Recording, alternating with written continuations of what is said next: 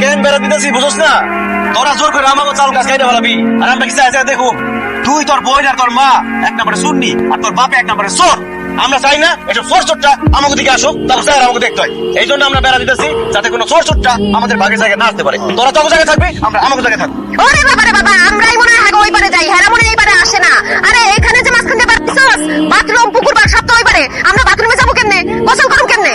আমরা ওটাই চাই, তোরা যদি বাথরুমে না যেতে পারো পেট পেটে বড় সবকটা। আচ্ছা ঠিক আছে, গেলাম না তোরা বাথরুমে আমরা গেলাম না, তোকে কাম সাত জঙ্গলে গিয়ে আসানো আমরা দেখতে দেবো। তোরা এরপরে কেমনে বাজারে যাস, কেমনে হাসপাতালে যাস, কেমনে বড় সড়কে যাস। আমরা রাস্তায় যাবো হাইটে, বাজারে যাবো হাইটে, হাসপাতালে যাবো দৌড়ে, সমস্যা আছে? যাবো হাইটে কোনো কি সমস্যা? আরে দেখ তোরা হাঁটতে হাঁটতে দৌড়াইতে জানি বুঝলাম, কিন্তু কোন দিক দিয়ে যাবি? হাসপাতাল বাজার বড় রাস্তা তো এদিক দিয়ে, এদিক দিয়ে তো যেতে পারবি না, এটা তো আমার টাকা।